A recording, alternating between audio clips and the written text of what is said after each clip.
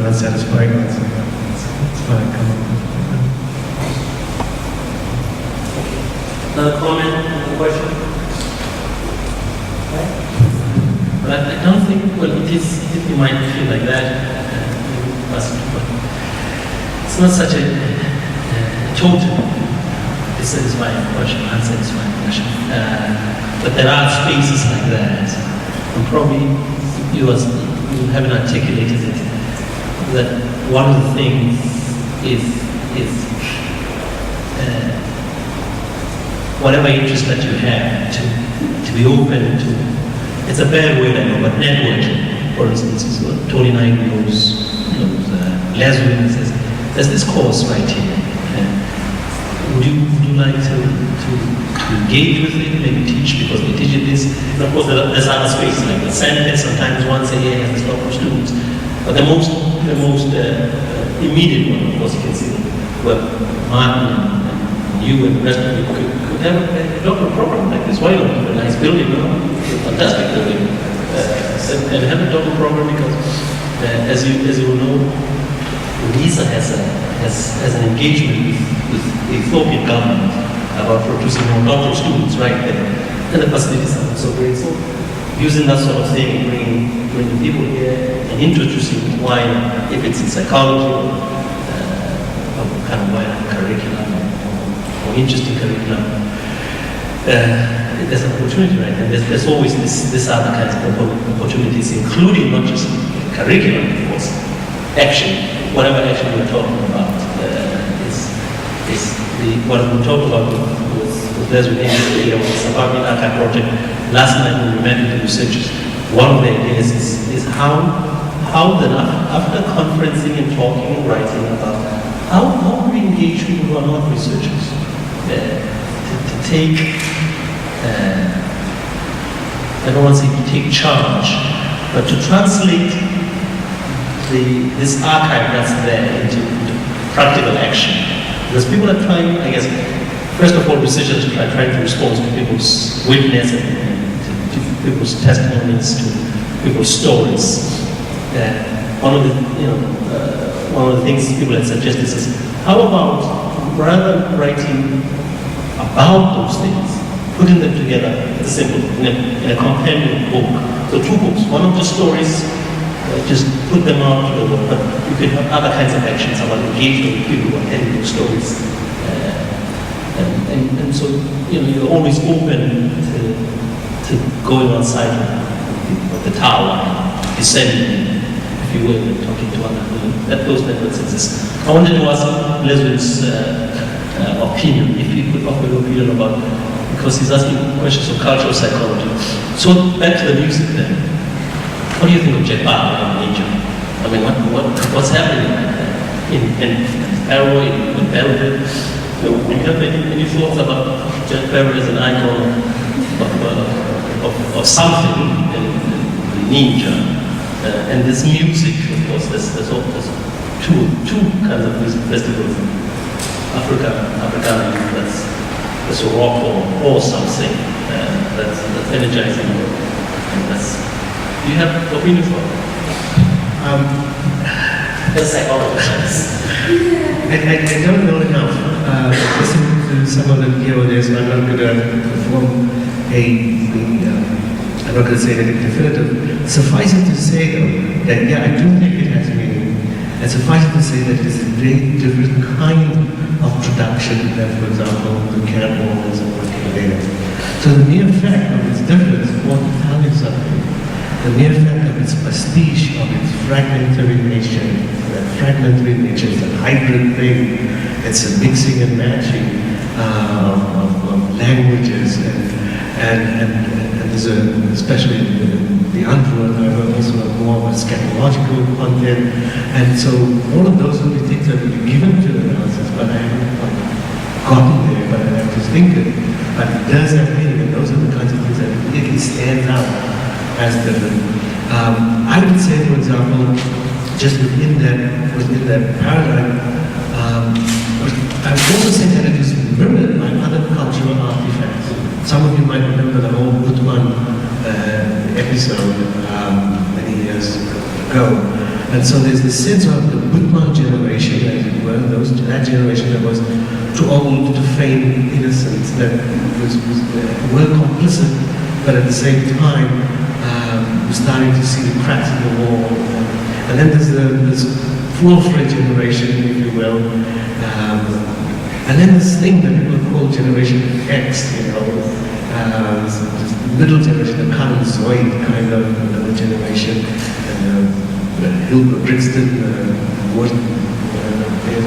and then now Jack Howard. So I think there's something about that.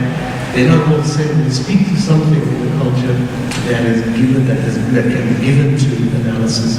And as a psychologist, those are the places that we have to look. And we can't just look into people's heads, but look into people's heads to the extent that they are amongst other heads. So, not directly, I don't know. Yes, thanks. Please. That would be very much so interesting, and the sophistication of the ethics will bring into just what I saw as the discipline and the science of psychology. Is something that was struggling, but that's exactly the question. For somebody who is new, for somebody who is still so intimidated by the science of something, who is still learning the baby steps of how to speak the language of the discipline. What's the first step? How do I get into it? How do I bring that kind of view, that realism into the writing? Without that, we find the system, because as a young psychologist, as a young researcher, I don't have to wait for credibility to completely shape the system of answers. I have a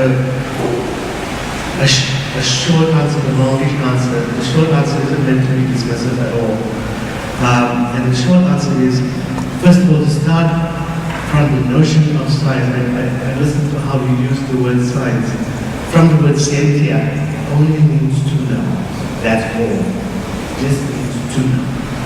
Doesn't mean to know in a certain way, but we use it as if it means a certain way. A logical, positivist, step 1, step 2, step 3, have it then. So first of all, just to feel confident in the notion, or to feel, I always say, I read some qualitative research, and one of the things I almost inevitably say, either as an external examiner or myself, is you don't have to apologize for what you're doing. It's almost as if you say, well, I didn't have a big sample, or well, I don't know if I can generalize, but I don't know if I can do this, or I can't quite do this. And they very often put it under limitations of the study. I said, scrap it. You're asking a different kind of question, and you're asking a different kind of question to know, and a different kind of way of knowing. So first of all, just to start with, you don't have to apologize. And that, I think, is, in a sense, might liberate some students to feel, I am doing science too. It's different science. It's human science. It's a human to know. So that's the short answer.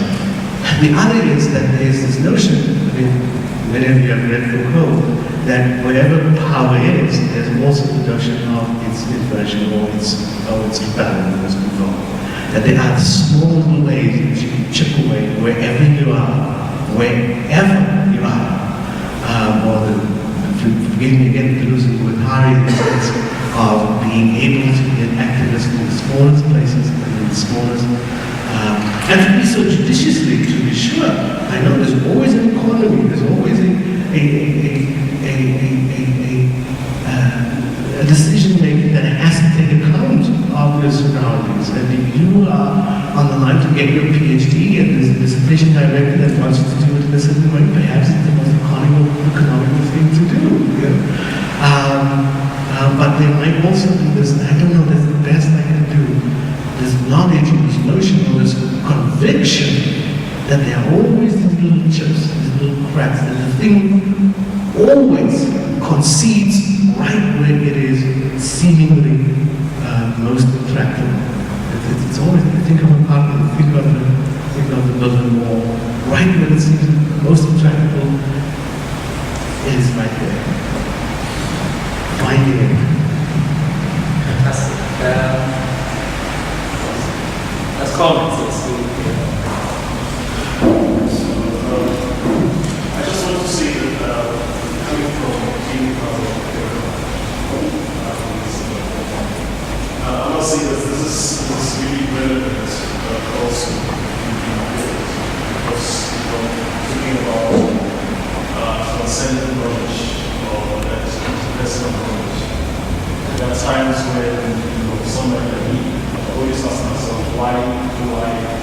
feel like I'm getting this knowledge that is not necessarily a result of my experience. It's just knowledge that is available to some people call it discernment, and some say it's intuition. Clinical psychology obviously is a result of experience in the attempting of just knowledge because you experience something like this before. But yeah, I'm also saying that there is a need for what you're saying, that you should have knowledge, transcendent experiences. It does happen that times the time comes, and as the time comes, you just pick up certain things, you just tell them that you don't necessarily have experienced such a situation. Thank you. I agree that to cultivate the sense of knowing that's outside of the ego, outside of the rational. Okay, final question. Comments? Perhaps should you Go on. Yes. Any questions? Yeah. Any last questions or comments? The conversation will continue after tea. Perhaps we can then, I know that sound is a bit of an issue today, perhaps we can rearrange and sit closer. Well, But thank you, Leswin. This you must agree. This has been fantastic. It's been educational in the best sense of the word, and the gifts we got from Professor Laubscher and the trip that he has made. Of course, he's come to the conference, but he had to sleep in Pretoria last night to be here. Thank you very much. It's always, for me, it's always fantastic to talk to Leswin and to listen to him, to see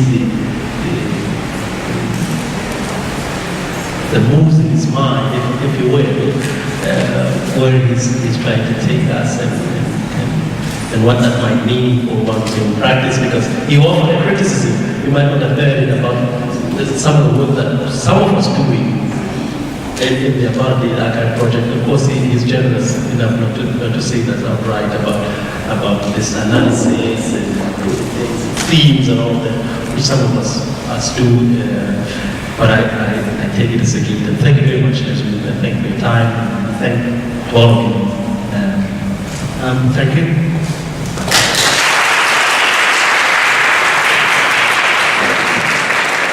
From my side, we just want to thank both of you for the conversation.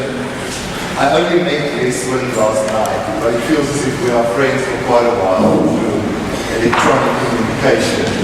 And we were talking about so many of the topics that were discussed today. We were talking about networking, and we were talking about conferences and papers and people behind the papers. And I was sharing some of our stories with him, what we're doing as a department. And that I feel quite proud to be part of this department. This week, the clinical program, for example, I've invited on Friday all the neighboring universities, clinical programs, clinical groups of lecturers, as well as students. We're doing the same with the research. You're aware of the student conferences, all these various projects. And for me, in terms of talking archival research, as a department, we're busy looking back on our own history, our own publications in various forms. I think mapping psychology, mapping project. We're busy looking at what we have achieved over the years, going back 60, 70 years, I think, more or less. But it also gives us a sense of where we are now and where we're going by also looking at where we are. And for me, the core of this whole thing is, a few years ago, a group of us, I would say, our metaphor is the whole idea of invitations and inviting people in.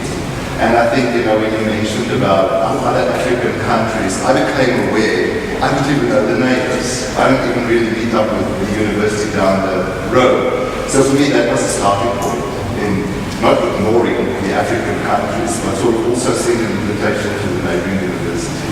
So I thank you for accepting our invitation